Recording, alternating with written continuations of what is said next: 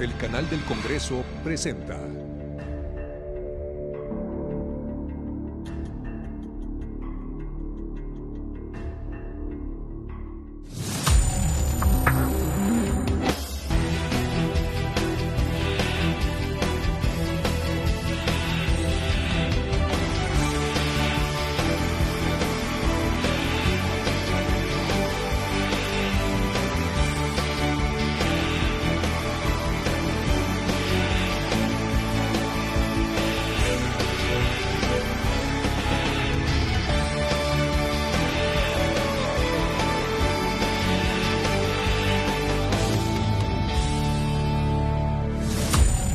Muchas gracias por acompañarnos en esta ocasión aquí en el canal del Congreso en su programa Personalidades. Ya sabe usted, siempre le traemos la historia, la personalidad por supuesto, pero sobre todo los porqués esa persona se llegó a convertir en alguien digno de estar en esta emisión que es de su preferencia.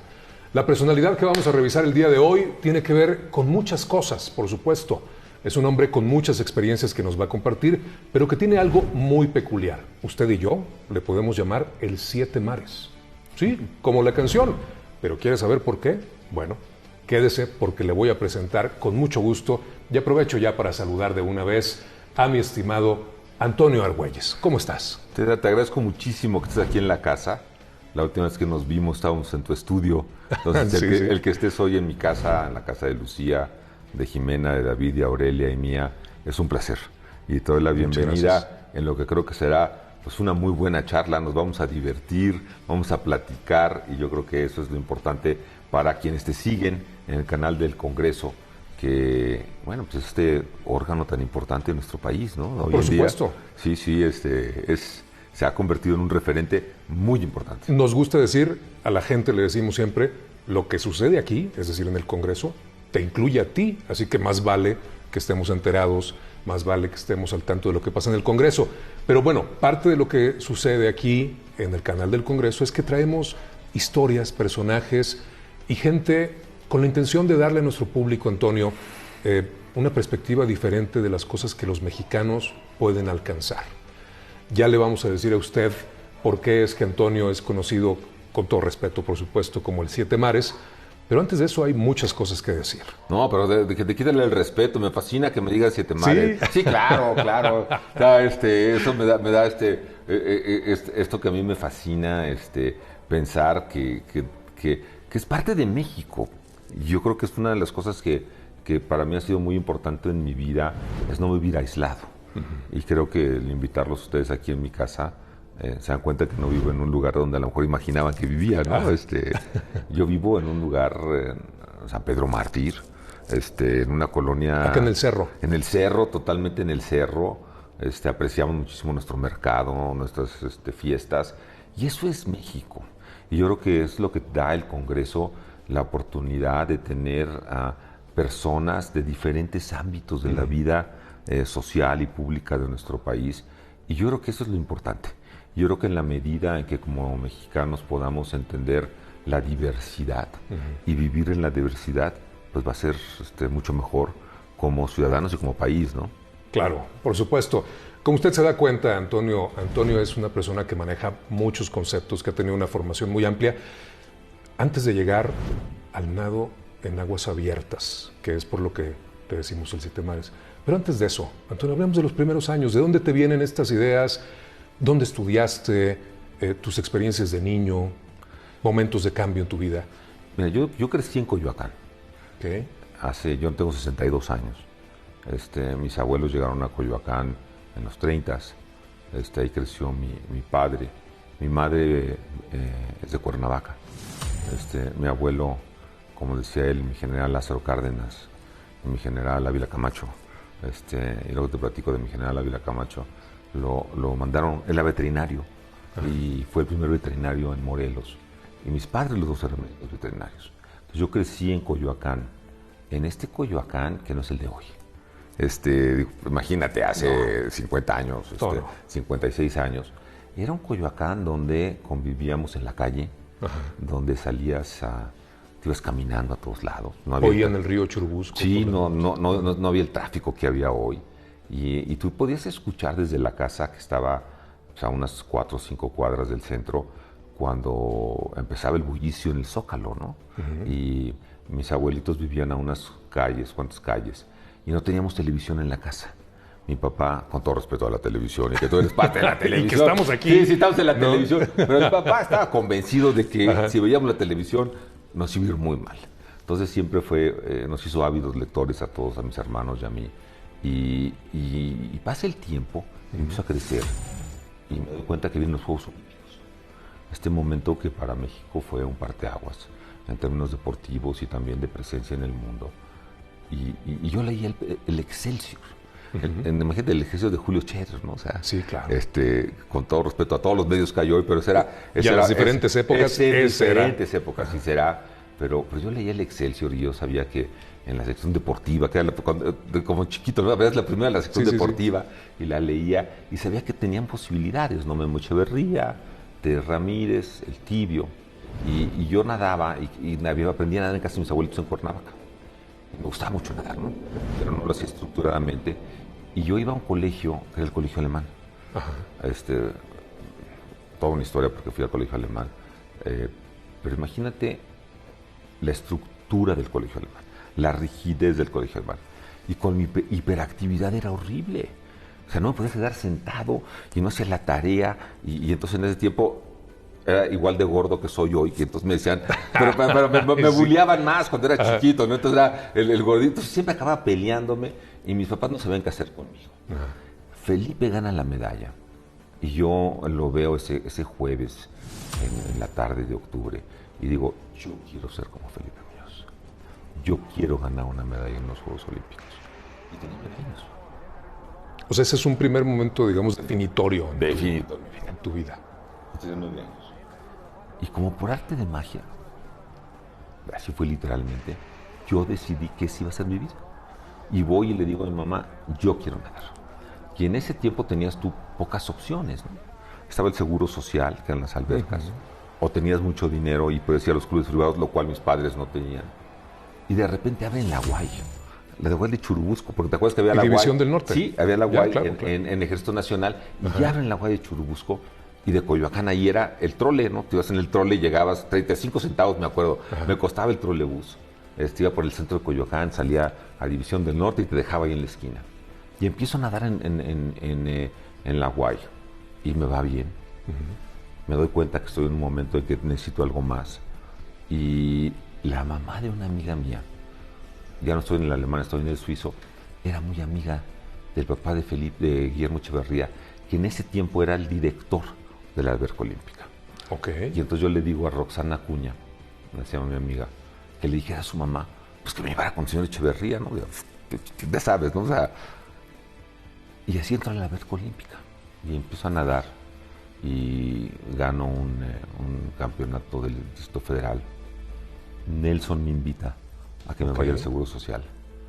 Nelson Vargas, por supuesto. Sí, Nelson tenía esta posibilidad de, pues no tenía que corrompernos, pero sí de utilizar los recursos del Seguro Social para darnos becas, para que nos fuéramos a nadar para el Seguro Social. Bueno. Y así empezó a nadar en el seguro. Y en ese tiempo Nelson tenía un programa un negocio de importación de artículos deportivos. Y yo empecé a trabajar con él. Entonces mi primer negocio en mi vida, a los 14 años, mi primera empresa fue vender trajes de baño, gogles y gorras Speedo. Ok. Y así conozco al presidente mundial de Speedo. Entonces, ¿cómo?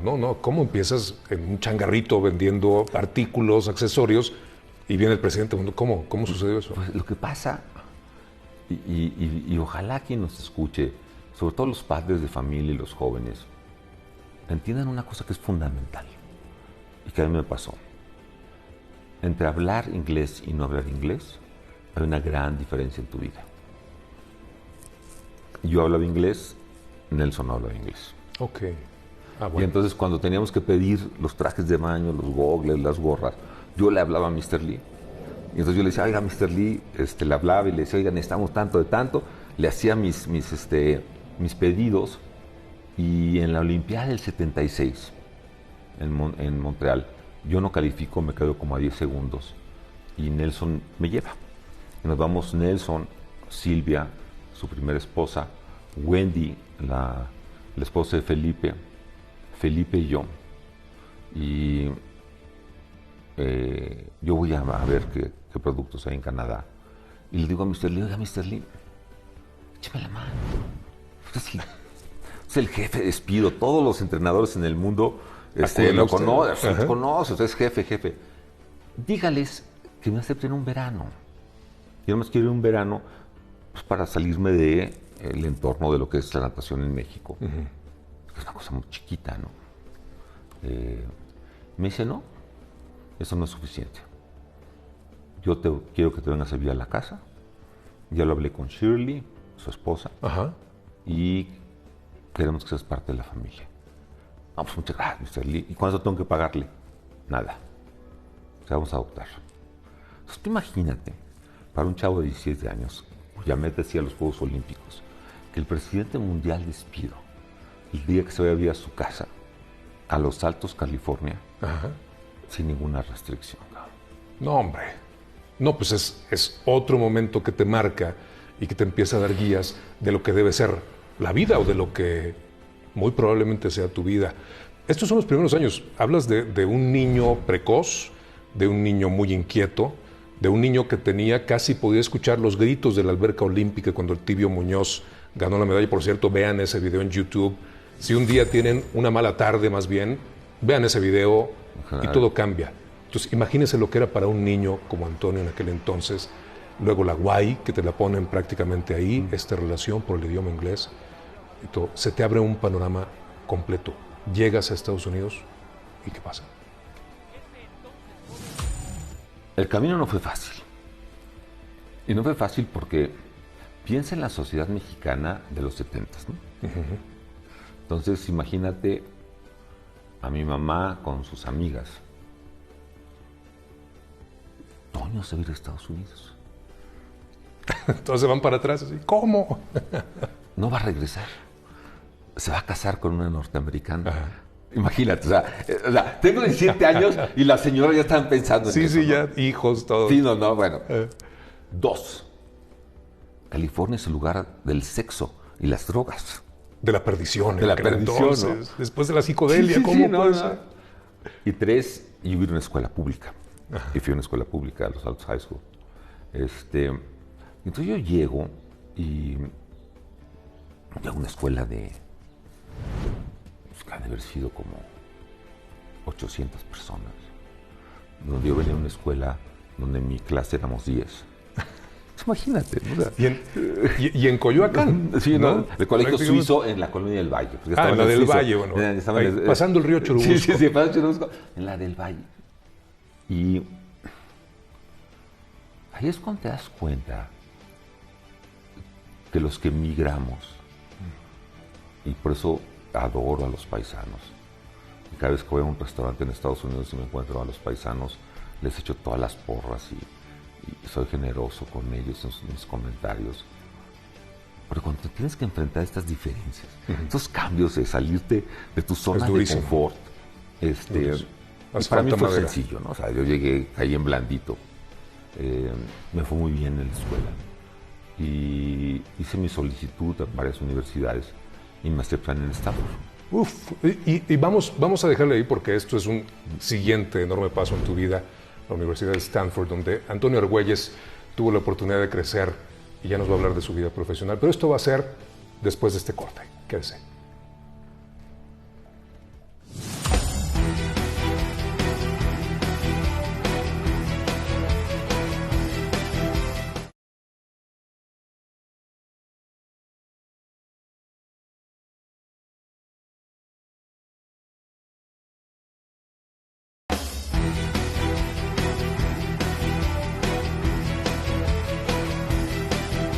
Muchas gracias por continuar con nosotros aquí en el canal del Congreso.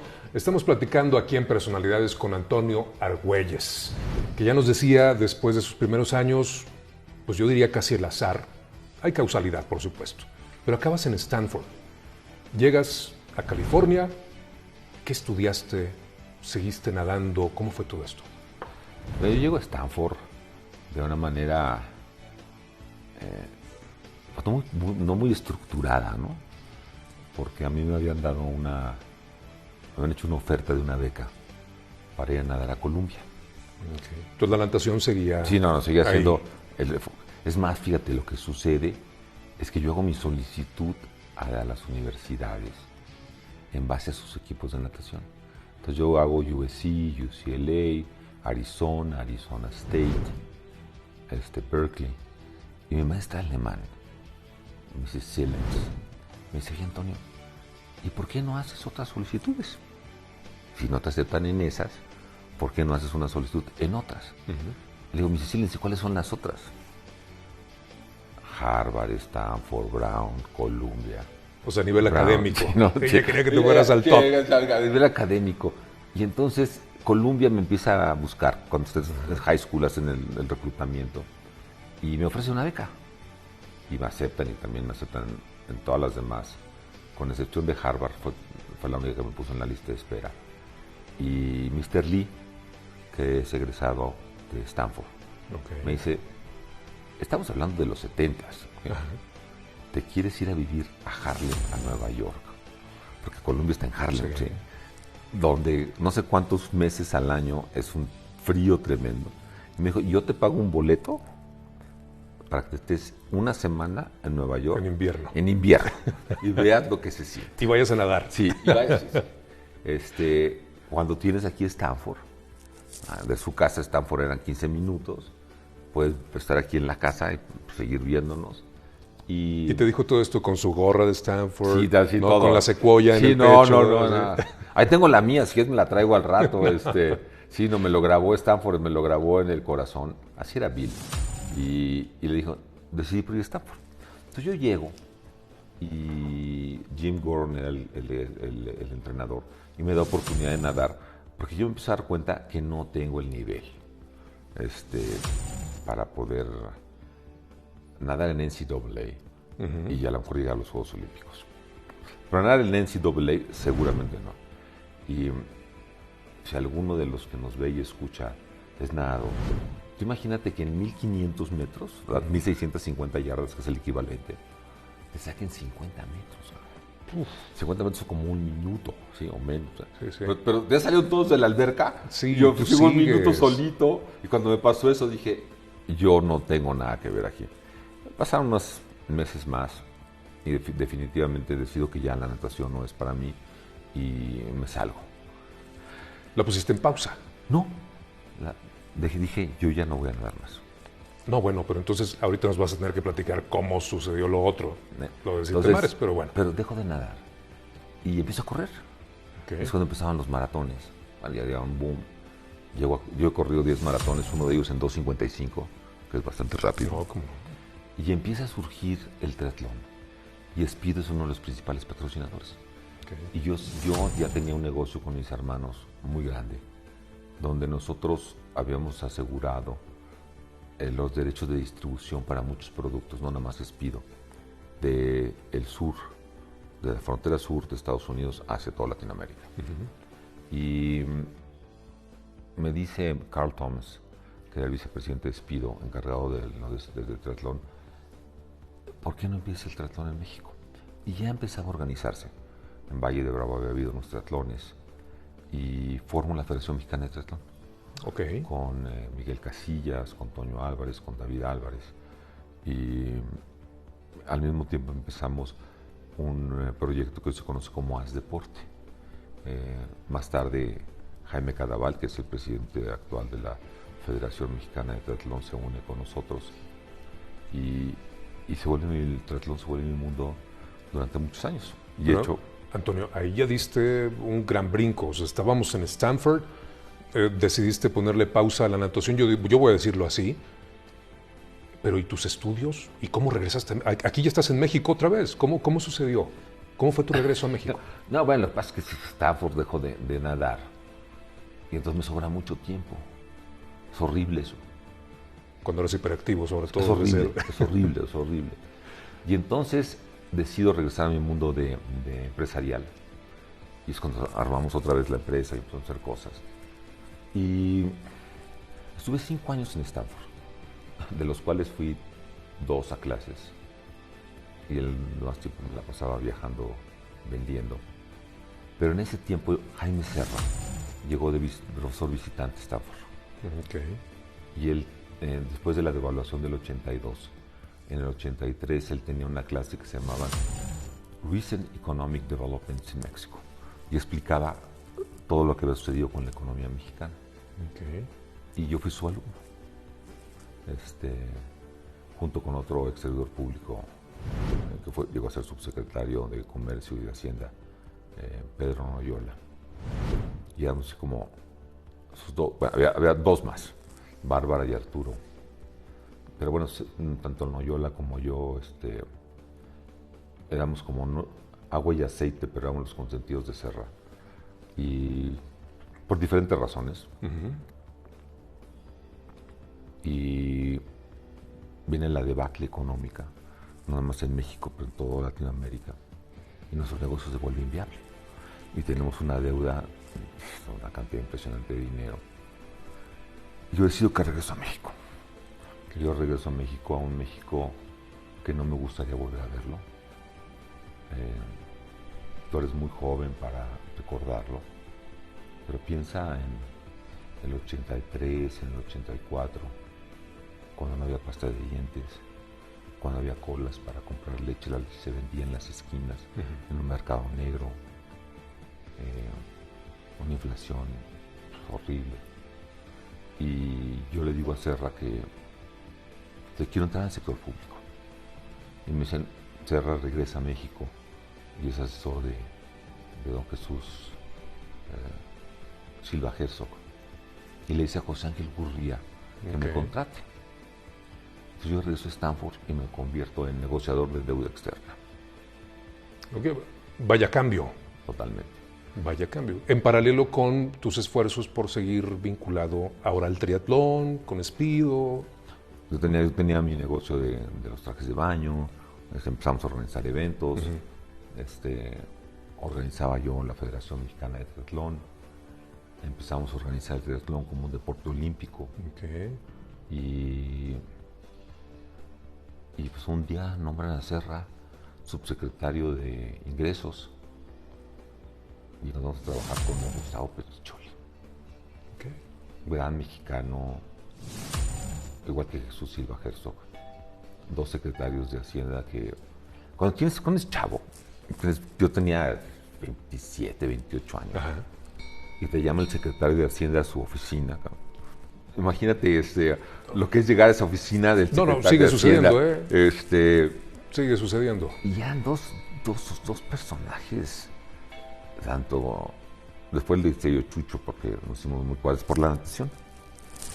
Pero a don Gustavo sí fue don Gustavo. Una sencillez, un carisma en los dos, cuidadosos con todo lo que decían, todo lo que hacían. Y eso se ha perdido mucho, se ha perdido mucho en esa capacidad que tenían estos hombres y mujeres que había en ese tiempo. Y bueno, después Serra llega a Comercio. Yo soy oficial mayor a los 30 años y viene la negociación del TLC. Y empieza prácticamente otra historia para el país, ¿no? Porque es un punto de quiebre. Bueno, hoy el TEMEC es visto como un salvavidas en casi todos los ámbitos. Pero, a ver, ahí ya hay 3 elementos, ¿no? Profesionalmente tienes, digamos, cultura empresarial ya dentro de tu bagaje, tienes esta inquietud. Está el triatlón, digamos, perfilándose dentro de tu vida, ya que la natación per se no fue un camino, y además el servicio público. ¿En qué momento te decidiste que uno de estos fuera tu principal camino a seguir para el futuro?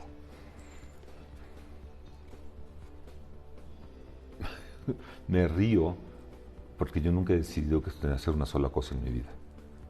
No puedo. No me da. Me gusta hacer muchas cosas al mismo tiempo, porque si hiciera una cosa, tendría mucho tiempo libre.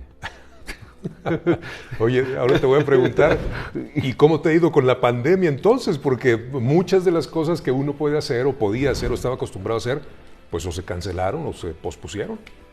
Cuando llega la pandemia, yo estoy en el proceso de algo que imagino que vamos a hablar más adelante, que es un reto que tengo, que es cruzar el Canal de la Mancha y de vuelta. Y entonces yo voy en ese camino, llega la pandemia y a ver, en ese momento nadie sabía qué iba a pasar con la pandemia. Yo no le veía el tamaño. Yo no le veía el tamaño. Yo decía, pues va a ser unos cuantos meses y para el verano voy a pasarlo. Cierran todo. Y le hablo a una amiga mía que tiene una alberca en Cuernavaca. Y le digo, déjame nadar. Y me dice, sí, pero tienes que dar temprano. Pues para que nadie te vea, ¿no? Ajá. Y le digo, pues, ¿qué quieres? 4:30, 5. Y dice, no tan temprano. Por favor, eso ya. Eso no es sano para nadie. Y es en Cuernavaca, ¿no? Ajá. Y entonces voy a nadar ahí y me encuentro con un personaje que lo debes de entrevistar. Se llama Ricardo Vargas. Es el mejor nadador de distancia en México. Un chavo que fue a los Juegos Olímpicos de Río en los 1500 metros. Se ganó una beca para estudiar en Michigan. Gran tipo. Entonces imagínate a este viejito de 61 años con ese chavo de 22 años. Ajá. En su prime. Estás hablando de dos, digo, yo podría ser su padre sin ningún problema, ¿no? De dos extremos. Y nos hacemos muy amigos. No, a ver. Y es que vamos a eso, ya perfilándonos al siguiente bloque, porque tú tienes elementos, tienes experiencias para inspirar incluso a un nadador top. Porque en algún momento de tu vida, y eso es lo que quiero que nos platiques enseguida, en algún momento tú decidiste que querías desafiar al mar. Veías el mar y veías una alberca. Cuando uno trata, usted lo sabe, hay que ser muy sinceros con uno trata de meterse al mar y de nadar unos cuantos metros hacia adentro y lo regresa. Bueno, pues este hombre desafió al mar y sigues teniendo proyectos al respecto. ¿Hay un momento en el cual te diste cuenta después de un triatlón? Dices, esto es lo mío. Yo nomás diré que no es desafiar al mar. El mar es tan poderoso que no lo desafío. Pues sí, me excedí, ¿verdad? Sí, te excediste. Sí, te excediste. Me emocioné. Sí, te emocionaste. Sí. No. Yo lo que hago en el mar es tratar de fundirme en el mar, de ser parte del mar, de moverme como el mar. Porque si tú tienes la arrogancia de vencer, que lo vas a vencer, sal si vencí al mar. Eso no sucede. Como usted se puede dar cuenta, yo nunca he nadado en el mar, entonces... Sí, te voy a llevar un día en la lancha y te echamos ahí para que veas. Ya entendí, de verdad. Antonio, muchas gracias por compartir esto hasta ahora. Por supuesto, vamos a regresar ya con esta historia de por qué le dicen el 7 mares. Usted va a ver qué anécdotas, usted va a ver qué logros. Muy interesante y digno de recordarse. Volvemos en un momento aquí a Personalidades.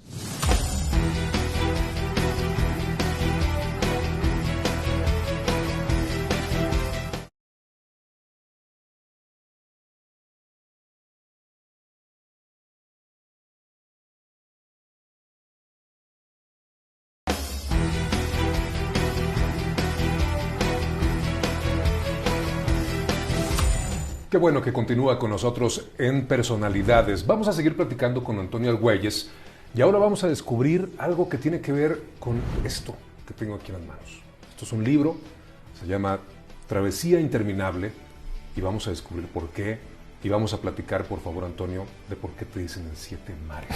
Sí, yo te decía, la natación se quedó como en stand-by, como suspendida desde mi punto de vista en tu historia. Regresaste a México, fuiste servidor público, alto nivel, pero esto de la natación seguía en ti. No seguía en mí, la verdad es que no seguía en mí. ¿Cómo fue entonces? Te voy a decir qué pasa. Yo conozco a una gran persona, y debes de entrevistarlo también, que se llama Hugo Rodríguez. Okay. Hugo Rodríguez es la primera persona en el mundo que cruza el Canal de la Mancha y que llega a la cima del Everest. Pero no solamente eso, Hugo se pasa una noche en la cima del Everest, lo dan por muerto. Es de las pocas personas que ha sobrevivido a esa altura una noche. Y entonces yo soy ya en ese tiempo director general de CONALEP y Hugo me dice, oye, ayúdame, yo quiero ir al Everest. Y le digo a Miguel Limón, que era mi jefe, oye, pues tenemos a Hugo y a Carla Willow, que en ese tiempo también que Carla quería hacerlo. Le vamos a apoyarlos. Y Miguel me dice, va. Entonces me reencuentro con Hugo y con Carla. Y vengo a la casa y le digo a Lucía, a Jimena, a David que voy a ir al Everest. Y se me arma el San Quintín. Totalmente, ¿no? O sea... ¿Qué tiene que ver el CONALEP con el Everest, por favor? No, yo quería ir al Everest. O sea, yo ya había hecho suficientes triatlones, ya había hecho suficientes maratones, y yo quería ir al Everest. Yo tenía 40 años, yo quería ir al Everest para parar mis 40 años. Okay. Y entonces voy y lo anuncio a la familia. Y un domingo, tú imagínate que te levantes en el domingo y a las 8 de la mañana tienes a la familia ya ahí, tienes así problemas, ¿no? Domingo a las 8 de la mañana. Bueno, entonces el tema era... Si te quieres morir, mejor suicídate, porque vamos a tener tu cuerpo aquí. Porque si te mueres en el Everest, no lo vamos a poder traer de regreso, ¿no? Sí. Se me arma el San Quintín y no, digo, ya, no voy a ponerlos en ese estrés. Y entonces voy a cumplir 40 años. Está el maratón de Boston. Digo, voy a correr los 100 años de Boston y me lastimo. Okay. Y entonces lo único que me queda es, pues, ¿qué voy a hacer? Y un amigo mío me dice, oye, ¿por qué no intentas el Canal de la Mancha? Yo había dejado de nadar casi 20 años. Me dice, ¿por qué no intentas? Pero entonces tu familia se puso feliz de saber, entonces el Canal de la Mancha. Ese no es el problema. No. Pero ves lo que pasa después, espérate. Ajá. Y entonces buscan a una toledano. Y una toledano me dice, va, y empezamos a entrenar. Y entonces nado Manhattan, nado Catalina. Y 3 semanas antes de nadar el Canal de la Mancha, se muere Fausta María. Una mexicana. En el Canal de la Mancha se han muerto muy pocas personas. Pero unas semanas antes de que yo lo intentara, se muere Fausta. Entonces, otra vez, y lo vas a leer en el libro, un cisma de qué está pasando. Y decido ir. Y decido cruzar el Canal de la Mancha. Y lo hago en 18 horas con 19 minutos. Soy el primer mexicano en que termina la triple corona. Okay. Porque ya había nadado yo antes la Vuelta a Manhattan, la isla de Catalina y el Canal de la Mancha. Antonio, perdón que te interrumpa, pero es que lo dices como si fuera una alberca olímpica. La vuelta completa a la isla de Manhattan, el cruce de Francia a Inglaterra, o sea, porque el Canal de la Mancha lo dice este hombre como si fuera, pues no sé, el Canal de Cuemanco, pero no es así, es contra el mar, es un mar muy picado, muy complicado. Triple corona, ahí empezó todo. Ahí empezó todo. Soy la 8ª persona en el mundo que lo hago, primer mexicano. Lo termino y digo, ya no vuelvo a nadar más en mi vida. Y empiezo otra vez a hacer triatlones, maratones, Ironmans. Y cuando va a cumplir 50 años, unos como 3 años antes, vamos a una fiesta de un amigo. Y su familia le prepara una sorpresa. Y es un video de cuando nace a la época actual. Y mi amigo era pelón y gordo desde chiquito hasta ahora. Ajá. Y entonces yo dije, yo no quiero una fiesta como esa. Salimos de ahí y le dije a Lucía y a mis hijos, yo quiero hacer la triple corona en una temporada. Los 3 nados en 3 meses. No fui el primero, fui el tercero en el mundo, pero fui la primera persona en el mundo en hacer la triple corona 2 veces. ¿Okay? Es cuando gano el Premio Nacional del Deporte. ¿Qué año estamos hablando? 1999. 99. No, sí, no, 2009. 2009. Es que no hace tanto. Sí, 2009. Tenía 50 años, cuando cumplo 50 años.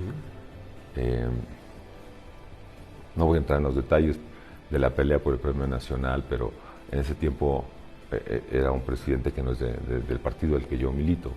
Y esto fue muy interesante, todo ese aquelarre con el presidente Calderón.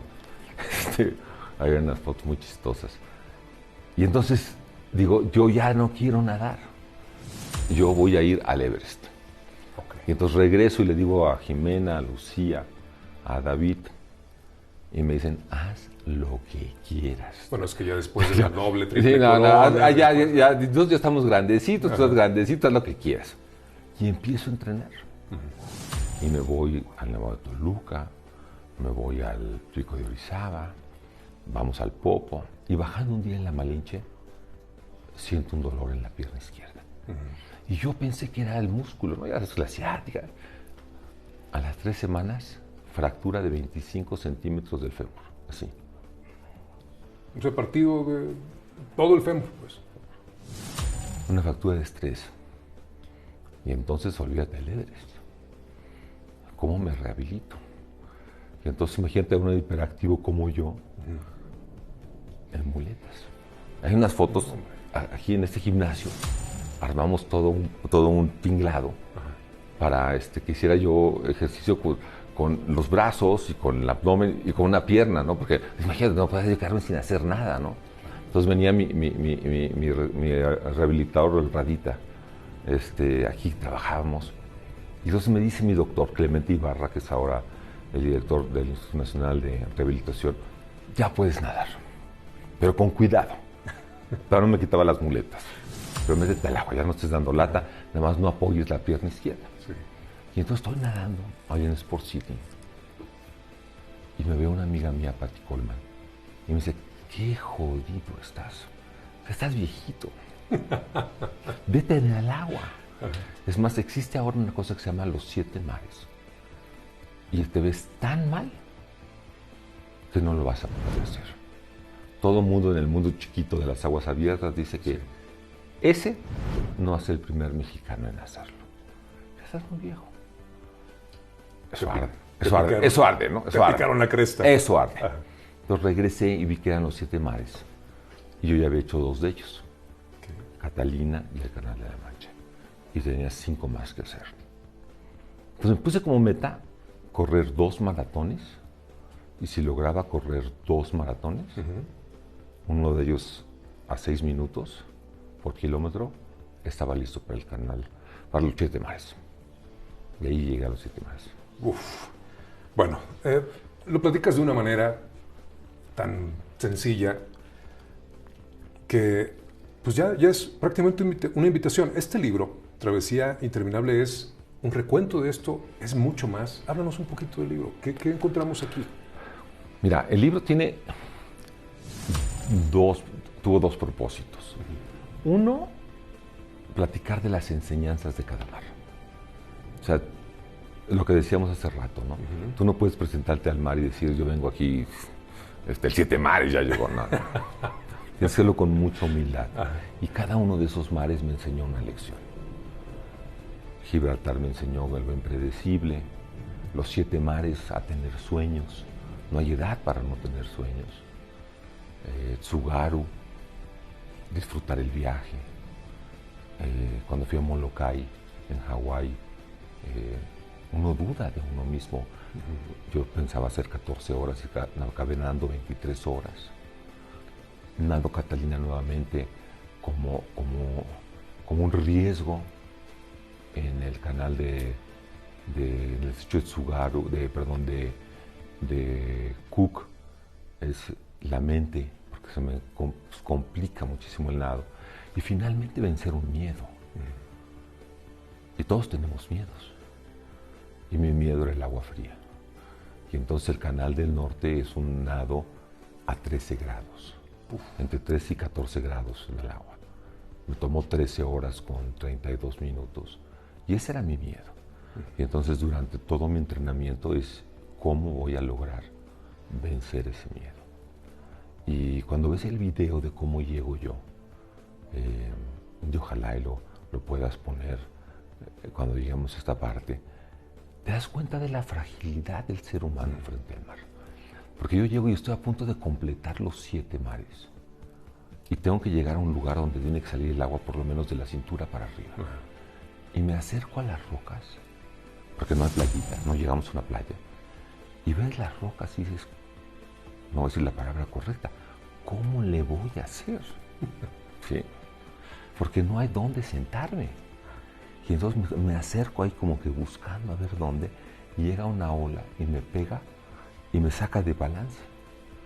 Y entonces trato de encontrar el balance y llega otra ola. Y finalmente me volteo a ver dónde está, cómo está la cosa. Y se me viene una ola tremenda. La veo venir aquí y atrás de mí, como está la caminadora, están las piedras. Y en ese momento pasa por tu mente lo frágil que eres. Porque si yo me estrello contra esas rocas y me pegan en la cabeza, se acabó. Estoy fuera. Entonces, lo ves, me hago chiquito, pongo los brazos así, para que lo primero que peguen sean los brazos. Obviamente pegan, me raspo, y viene otra ola, y como mágicamente me lleva, me sube, y me siento en un lugar, levanto el brazo, y el agua está arriba. Palomita. Palomita. Pero ese es el mar, eso es lo que te sucede. Y entonces lo que pasa en el libro es que yo cuento los aprendizajes. Y paralelamente voy contando pues, parte de la historia que te he platicado. Sí, sí. De cómo viví, qué pasó. Porque todo tiene que ver. Claro. O sea, ya usted está escuchando, hay unas especies de switches, acontecimientos, de cosas que se activan en etapas de la vida, cosas que se conectan, que parecen no tener ninguna relación y en un momento determinan el siguiente paso que hay que dar. Claro. Te convertiste en un hombre de retos, de sueños. El Everest fue como un acicate, fue como una zanahoria. Sí, pero nunca Porque voy a ir. en ese camino, quién sabe. Yo ya escuchando, escuchando tus historias y ya todo lo que has pasado, no, quién vas a sabe. escuchar las nuevas, están mejores las nuevas. O sea, al ratito vas a escuchar las nuevas. Vamos a hablar entonces del futuro, si te parece. Vamos a hablar del futuro cuando volvamos de este corte. Seguimos con Antonio Argüelles aquí en Personalidades.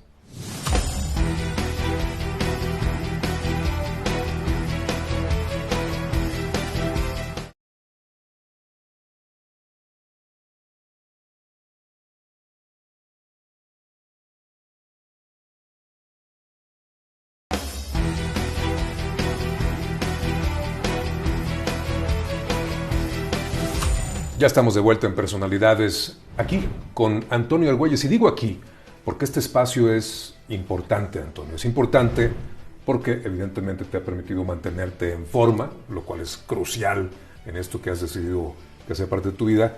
Pero también porque aquí están muchos, y ahorita los vamos a ver, muchos en retratos y en documentos de los momentos que han marcado al Siete Mares mexicano. Entonces, háblanos de eso, ayúdanos a trasladar, así como hiciste en esta anécdota del favor que te hizo el mar de ponerte sobre esa roca para que constara que habías logrado ese cruce. ¿Qué otras experiencias nos compartes? Cuando piensas en el mar, ¿qué otras cosas vienen a tu mente de inmediato? Mira, en el mar es donde más libre me siento, porque sé que solamente va a haber dos cosas, vientos y mareas. Entonces no hay impredecibles, ¿no? Pueden ser muy duras, entonces no vas a poder nadar, pueden ser muy complicadas, pero siempre hay eso, es una libertad. Cuando yo me meto al mar, no me meto a luchar con el mar. Yo no soy un hombre de fe, pero cada vez que inicio un nado o un entrenamiento en el mar, en mi mente y en mi corazón está la reflexión de pedirle permiso al mar. Porque no puedes llegar con la arrogancia de que aquí llego yo y soy el Siete Mares, ¿no? O sea, eso no sucede, ¿no? Y entonces, ¿cómo entras en el ritmo del mar? ¿Cómo entras en la cadencia? ¿Cómo entras en saborear? Porque alguien me preguntaba si los mares son diferentes en la densidad. Y le decía que pues, en la salinidad sí. O sea, tú sientes el mar de forma diferente. La visibilidad no es algo que me preocupe porque nunca voy viendo qué hay. Yo voy concentrado en la lancha o el kayak que voy siguiendo. Y eso es lo que me lleva, ¿no? Y este espacio en el que estamos ahorita pues es un espacio muy íntimo para mí. Porque cada mañana, yo entro aquí cada mañana, pues no sé, entre las 4:30, 5 de la mañana. Y aquí hago meditación, aquí hago pesas, de repente me subo en la bici, en la elíptica, pero está rodeado de recuerdos de mi vida como atleta y de mi vida de compañeros míos que han sido importantes en mi recorrido, ¿no? Y yo quisiera empezar con una foto de 3 personas, somos 3 en la foto, que para mí ha sido muy importante. Sí, por favor. Mira, y es esta, que está por acá. Yo me paso La voy a quitar porque ¿La vas a traer? a lo mejor es mucho más fácil. A ver. Esta foto, aquí está Ibar Cisniega, Ok. y aquí está Felipe. Tibio Muñoz. Y aquí estoy yo. Y bueno, como yo siempre he dicho, ¿Dónde es esto? es en Cancún, en el Campeonato Mundial de Triatlón. Okay. Cuando lo estábamos organizando, yo aparte del comité organizador, entonces vamos los tres. Y Felipe me inspiró, como te he dicho. Sí. Ibar y yo hemos compartido una vida en el deporte. Digo, Ibar es mi compadre. Soy padrino de su hijo, que es el portero, de Pablo, que está ahí en Los Ángeles. Y ya te das cuenta de lo que hace el deporte. Digo, mi amistad con Ibar empezó cuando íbamos a nadar. Okay. Él es de Cuernavaca. Llevamos 50 años de ser amigos, ¿no? Y es lo que te da el deporte. Te da estas amistades de la vida con quienes compartes una visión de lo que quieres, ¿no? Y con todo respeto a todos los presidentes de la CONADE, pues mi compadre ha sido el mejor. Así que bueno, ¿qué te puedo decir? No podías decir de otra manera. Sí, no, oye, ¿qué te puedo decir? Vamos a hablar justo de preparación y de logros, ¿no? Ahí está ese recuerdo muy importante para ti. Pero esta pared está llena de otras fotografías y está lleno también de documentos. Coméntanos 3, 4. Te voy a comentar los que tengan 3. un significado importante, particular, además de los logros que representan. Es el Premio Nacional del Deporte que ganó en el 2009. Ok. Y hay toda una historia, porque la leyenda urbana dice que no se quería que se me otorgara. Y entonces el jurado, donde estaba Rodolfo Gómez, Marijose Alcalá, Manuel Yushimats, dicen, ¿y por qué no? Se llama la revolución y ganó el Premio Nacional del Deporte. Y dice, bueno, ya, ahí está. Y entonces era una época en la que estábamos en la transición política. Ajá. Y el presidente era de un partido diferente en el que yo milito. Y bueno, ese fue su uno. El otro es cuando entro al Salón de la Fama. Salón de la Fama de la natación, obviamente. Sí. Coméntanos ese de qué año es. Ese fue 2015. Entonces, imagínate que ya es el Salón de la Fama, ¿no? Como Copperfield, ¿no? Es es en Fort Lauderdale. Ajá. Entonces, cuando me dicen que yo voy a entrar al Salón de la Fama, pues ya me siento que ya, pero no me dan ganas de retirarme. Ajá. Por eso sigo nadando. Y el otro es este que está acá. Y es mi doble cruce de la isla de Catalina. Y ¿De dónde a dónde es? Para ubicarnos geográficamente. Empiezas de Long Beach a la isla de Catalina. Ajá. Y de regreso. Y me tardé 24 horas con 17 minutos. Mi récord Guinness de ese nado está en proceso. Lo debo de recibir en las próximas semanas. Y es el camino a donde voy ahora, que es tratar de hacer los 7 mares, ida y vuelta. Ya llevo uno. O sea, este ya es el primero, digamos. Sí. Ah, bueno, aquí lo tiene, ¿eh? Estamos hablando de 2019. Es noviembre 2 de 2019. Es decir, es muy reciente. Podemos decir que la pandemia es algo de lo que te dijo, me paró. Espérate tantito. Y ahora, ¿Qué sigue? Entre el 31 de julio y el 7 de agosto, voy a tratar de hacer el Canal de la Mancha ida y vuelta. O sea, ya te estás preparando. Así, estás a ritmo de competencia. Sí, a la semana pasada fui a nadar 24 horas. A La Joya. ¿Cómo 24? Sí, mira. Empezamos a las 11 de la mañana, nadando 4 horas. Sí. Descanso 4 horas. Empiezo otra vez a las 7 hasta las 11 de la noche. Descanso 4 horas y a las 3 de la mañana me vuelvo a meter 4 horas.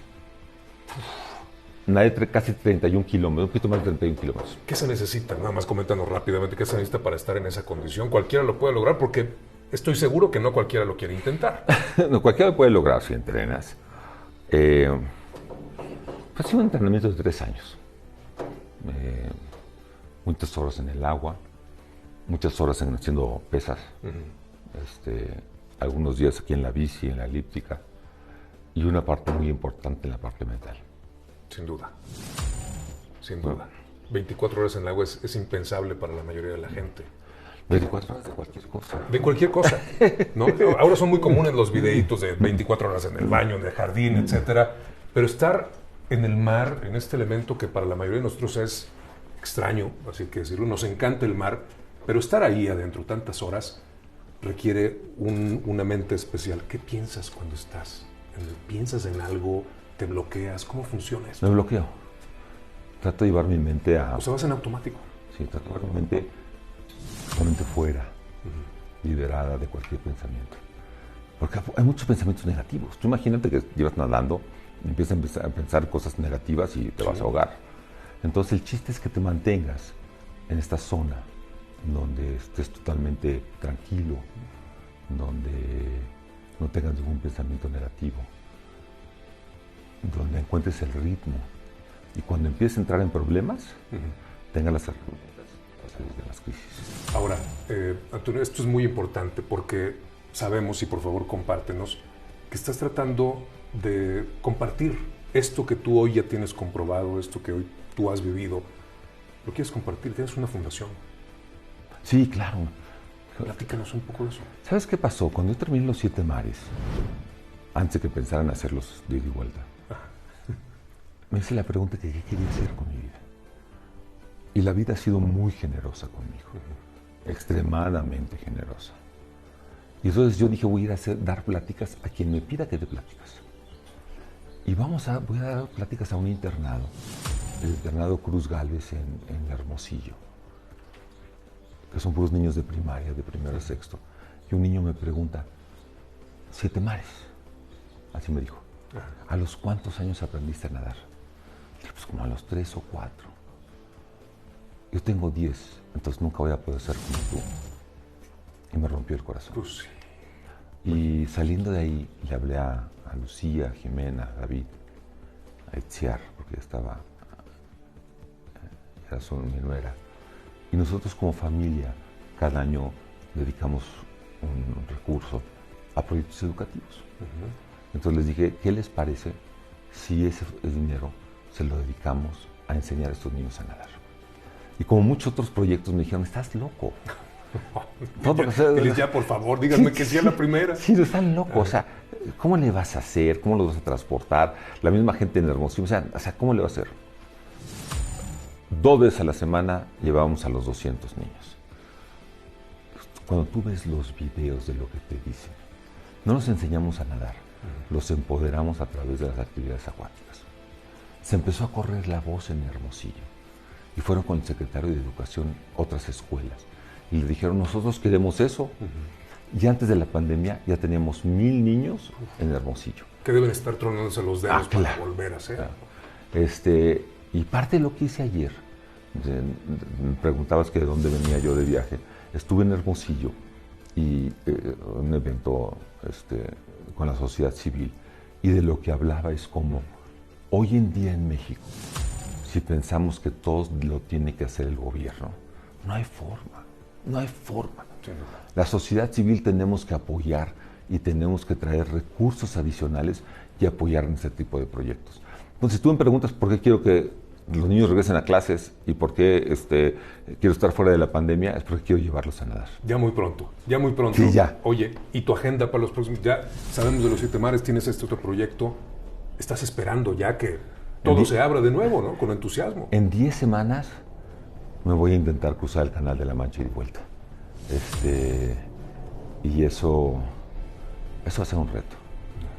Puede ser un evento, definitivamente va a ser de más de 24 horas, no sé cuántas exactamente. Pero, ¿sabes qué pasa? Que son de esas cosas que a mí me gustaría en esta parte final dejar a la audiencia con la idea de cuando tienes sueños hay que perseguirlos. Pero también hay que saber que para cumplirlos o lograrlos hay que trabajar todos los días. Milagros no hay, sí, aunque la Virgencita de Guadalupe sea muy generosa con los mexicanos. Sí. La suerte te encuentra ocupado cuando tienes proyectos. Antonio, te quiero agradecer a nombre, por supuesto, del canal del Congreso, seguramente de usted que ha disfrutado de esta plática inspiradora, interesante, probablemente hasta trascendente, porque esperamos que alguien ahí del otro lado en su televisión hoy esté diciendo, bueno, ¿por qué no? Tengo un sueño, se puede. De Coyoacán a Stanford, de Stanford persiguiendo el Everest a conquistar los 7 mares. Algo hay en tu vida que te tiene que seguir moviendo y al lograrlo, sentirte orgulloso. Te agradezco muchísimo. Muchísimas gracias. Yo te quiero hacer un regalo. Muchas gracias. Un regalo muy especial. Esta es una moneda, que no hay muchas, porque parte de mi vida es ser como un pirata. Entonces, los piratas que podemos acuñar nuestras propias monedas, tenemos otro estatus. Sí, no. Mira. Hay piratas que no tienen eso. Y hay piratas, de moneda. yo tengo toda una historia de pirata. Y entonces te la quiero regalar por todo lo que tú haces y como un reconocimiento a tu labor. Aquí está. Antonio Argüelles, Oceans 7. El Siete Mares es mexicano. Amigas y amigos del canal del Congreso, aquí lo tuvieron en Personalidades. De verdad es un orgullo poder platicar con mexicanos como él. Ojalá algo le quede a usted. Ojalá lo disfrute y ojalá lo aproveche. Para eso lo trajimos aquí. Antonio, muchas gracias. Muchas gracias. Que estés muy bien y éxito en lo que sigue. Gracias. Y a usted, gracias por estar atento a la señal del canal del Congreso. Quédese con nuestra programación. Y ya sabe, en Personalidades siempre le tenemos historias de este tipo. Inspírese, se puede. Podemos sacar mejores cosas de lo que hay a nuestro alrededor. Gracias por su atención y hasta la próxima.